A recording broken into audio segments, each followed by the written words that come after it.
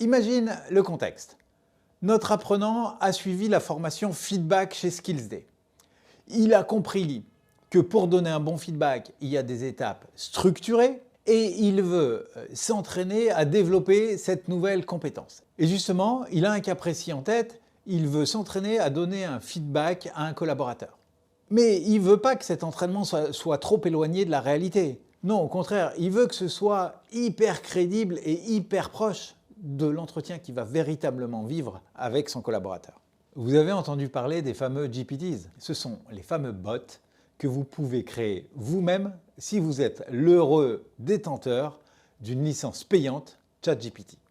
On a voulu tester et voici ce que ça donne. Ok, donc j'ouvre une fenêtre ChatGPT et je sélectionne le Feedback Coach by SkillsD. Et là, je vais commencer par lui dire la chose suivante, je vais commencer par lui dire que je préfère qu'on parle en français. Il est sympa, il me répond qu'il veut bien qu'on parle en français, il me demande comment il peut m'aider aujourd'hui avec le développement de mes compétences en matière de feedback. Donc ça, c'est plutôt cool. Et du coup, je vais lui donner du contexte. Alors je lui dis contexte et je lui donne mon contexte. Je lui dis que je souhaite m'entraîner à donner un feedback à une collaboratrice, elle s'appelle Jessica. C'est une collaboratrice qui d'habitude est hyper sérieuse, mais là, il se passe des trucs en ce moment. Elle est arrivée en retard hier à une réunion et en plus, elle est supposée piloter un projet hyper important à propos de l'intelligence artificielle pour l'entreprise et j'ai pas de nouvelles des avancements de son projet. Donc je lui ai donné son contexte et là, il me dit, d'accord, dans ce cas-là, commençons par passer en revue les étapes d'un bon feedback structuré selon ce qu'il sait. Donc là, c'est génial. Avant même de me donner l'opportunité de m'entraîner, il me rappelle les étapes par lesquelles je suis supposé passer pour donner mon feedback. Et il me dit maintenant, essayons de simuler une session de feedback, une conversation. Imaginez que vous êtes en train de parler à Jessica. Vous commencez la conversation en suivant ces étapes. Je dis OK. Et donc là, c'est parti. Je lui dis, tiens, bonjour Jessica. Et donc là, il me répond, il dit très bien, commencez par un simple bonjour, c'est parfait, machin. Et il me propose, d'aller un petit peu plus loin. Donc il cherche déjà à me coacher. Donc là, je lui dis juste la chose suivante. Je lui dis, ok, mais je préfère m'entraîner dans un premier temps et toi, tu joues le rôle de Jessica. Tu me coaches ensuite. Quand notre conversation est terminée. Il accuse réception et là il me dit « Parfait, je vais jouer le rôle de Jessica, vous pouvez commencer l'entretien de feedback. N'oubliez pas d'utiliser les étapes SkillsD pour guider votre conversation. Allez-y, je suis à l'écoute. » Donc là je reprends « Bonjour, comment vas-tu ?» Et là il me répond « Bonjour, ça va, merci, un peu surchargé en ce moment, mais ça va. » C'est marrant, dans la vraie vie, je pense que Jessica m'aurait répondu exactement la même chose. Et donc, je continue à m'entraîner. Et là, je sais que la deuxième étape, c'est l'étape d'énoncer des faits. Donc là, c'est parti. Je vais lui dire carrément ce que j'en pense. Je vais lui dire, Jessica, je te sens moins impliquée en ce moment. Tu es arrivée en retard hier. Donc, bref, tout le contexte que je t'ai donné juste avant. Et là, il me répond, en tant que Jessica, oui, je comprends tes préoccupations. J'ai eu quelques difficultés personnelles récemment qui ont affecté mon travail. Je suis désolé pour le retard à la réunion et le manque de mise à jour sur le projet. Je sais que c'est important. Donc, réponse un peu typique du collaborateur qui veut quand même bien faire et qui accuse réception. Et donc là, je suis dans la phase d'écoute active. Et d'ailleurs, il me l'indique, il me dit, passe maintenant à l'étape d'écoute active, montre de l'empathie, essaye de comprendre la situation de Jessica. C'est aussi le moment de poser des questions ouvertes pour encourager Jessica à partager des idées et des solutions. Donc là, il me guide dans l'avancée. Et donc là, c'est parti, hein, je vais lui répondre. Parfait Jessica, je comprends que tu es dur en ce moment. Et là, je vais faire comme il m'a dit, je vais lui proposer de me poser une question ouverte. Que proposes-tu à propos de l'avancement des projets IA? J'ai posé une question ouverte comme il me l'a demandé, et naturellement, il me répond en tant que Jessica, je pense que je pourrais m'organiser mieux, peut-être pourrais-je te fournir des mises à jour hebdomadaires sur le projet, cela me donnerait aussi l'occasion de structurer mon travail plus efficacement. Là, on voit que ça fonctionne, hein. Dès la première question ouverte, j'ai un collaborateur qui commence à jouer le jeu, qui commence à réfléchir et à se projeter dans l'élaboration de solutions. C'est exactement ce à quoi cette étape nous sert dans la vraie vie. Je vais reformuler ça. Et je vais aller plus loin en continuant à poser d'autres questions. Donc là, c'est parti. Je reformule et j'approfondis avec une nouvelle question ouverte. Donc je lui dis, parfait Jessica, je comprends que nous pourrions envisager de nous rencontrer chaque semaine et brainstormer ensemble. Combien de temps devrait durer chaque réunion selon toi? Là, Jessica me répond, je pense que 30 minutes chaque semaine seraient suffisantes pour faire le point et brainstormer. Cela nous permettrait de rester concentrés et efficaces. Donc là, j'ai envie d'avancer pour te montrer les prochaines étapes. Donc là, je vais lui dire, génial, voyons-nous dès lundi matin. Est-ce que 9 heures te convient? Réponse de Jessica. Oui, lundi à 9 heures me convient parfaitement. Merci de prendre le temps de discuter de cela avec moi et de m'aider à m'organiser. Là, il a senti qu'on arrive à la fin de notre conversation de feedback. Et en effet, il a raison, j'ai toujours la crainte que ça ne s'arrête jamais.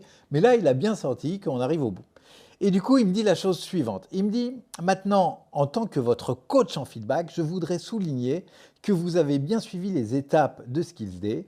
Vous avez commencé par un accueil positif, énoncé les faits concrets, pratiqué l'écoute active, posé des questions ouvertes pour encourager des solutions, concrétisé des actions spécifiques et planifié une future rencontre. Cela a aidé à créer un environnement constructif et axé sur la solution. C'est un bon travail. Là, vous voyez qu'il me fait un coaching qui est super positif. Et en même temps, j'ai complètement respecté les étapes de la méthode selon ce qu'il disait. Je vous garantis que si je ne les avais pas respectées, il est complètement capable de me remonter des points d'amélioration. Donc si on résume ce qui vient de se passer, je lui ai dit que je voulais m'entraîner à un feedback spécifique. Bon, après lui avoir dit que je voulais parler français. Je lui ai dit que je voulais m'entraîner au feedback. D'abord, il m'a rappelé les étapes, donc il m'a rappelé l'essentiel du cours selon ce qu'il disait. Ensuite, il m'a donné l'opportunité de m'entraîner dans un contexte hyper précis avec mon vrai contexte avec Jessica. Et enfin, il m'a fait un coaching où il me remonte des infos sur la qualité du feedback que j'ai donné à Jessica. Alors, je ne sais pas ce que tu en penses toi, mais moi je trouve ça canon. Ici, on a un super champ d'application de ce que l'intelligence artificielle peut permettre de faire au deuxième niveau de la pyramide, au niveau de la phase d'entraînement. Vraiment là, j'ai un robot qui me propose de m'entraîner en autonomie. Dans l'exemple ici, on a choisi de fabriquer un robot sur le feedback, donc consécutif à une formation feedback de Skills Day. Mais en fait, on peut faire des robots sur tous les sujets. En vrai, ce qu'on a remarqué, c'est que ça marche hyper bien dès lors qu'il s'agit de s'entraîner sur une conversation très structurée. Et ça tombe bien parce qu'en matière de soft skills, des conversations structurées, il y en a plein. En management, par exemple, on peut travailler l'entretien participatif, l'entretien directif, on peut travailler l'entretien de recrutement, on peut travailler l'entretien annuel. Et il en va de même pour les formations vente et négociation, dans lesquelles là aussi on a des conversations particulièrement structurées, donc qui se prêtent tout à fait à cet échange avec ChatGPT. À l'heure où je te parle, c'est vrai que ces fameux GPTs de ChatGPT, ça vient de sortir. Là, on est à l'aube de la mise en place très structurée des fameux stores dans lesquels tu vas pouvoir retrouver les bots, dans lesquels tu vas pouvoir retrouver les fameux GPTs. Pour l'instant, ces fameux bots fonctionnent exclusivement dès lors que tu as une licence ChatGPT payante ou une licence Enterprise. On ne sait pas exactement comment ils vont faire évoluer dans les prochains jours ou dans les prochains mois le sujet. En fait, on ne sait pas. Bon, ça paraît logique que pour créer un bot, il faille une licence payante, mais on ne sait pas si pour utiliser un bot, demain, il faudra une licence payante ou pas. Pour l'instant, c'est le cas, mais certains disent que ça pourrait évoluer. On verra. Donc, première limite, ça fonctionne avec une licence ChatGPT payante. Ça sous-entend que 1, tu as le droit d'utiliser ChatGPT dans ton entreprise et que 2, tu as bien une licence payante. Autre limite, est-ce que ça fonctionne avec les autres IA? Bon, les autres IA, si on pense à Bard, notamment donc l'équivalent de ChatGPT chez Google, eh bien non, il n'y a pas de bot sur Bard. D'après mes recherches, je ne suis pas dans le secret des dieux, mais il n'est pas prévu que Bard propose des bots à terme. Quant à notre ami Elon Musk, il fait beaucoup de teasing sur son intelligence artificielle, mais pour l'instant, à ce stade, on ne l'a pas vu. Moi, je n'ai pas vu encore. Et donc, je ne peux pas tester et je ne sais pas s'il mettra à disposition le même principe de bot. Donc si on résume, niveau 2 de la pyramide, on a un champ d'application canon, c'est pas de la science-fiction, comme tu le vois, ça marche déjà, ça marche hyper bien. Est-ce qu'on peut le généraliser dans toutes nos formations là tout de suite? Dans l'absolu, oui, nous on est prêts, on trouve ça hyper excitant chez Skillsday, on a hyper envie de le faire.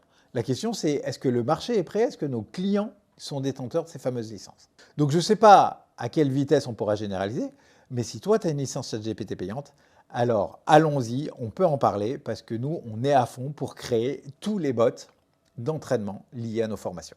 Donc, tu as kiffé? Tu veux tester le fameux bot, le Feedback Coach by Skillsday? Eh bien c'est cadeau. Tu remplis le formulaire et on te donne le lien.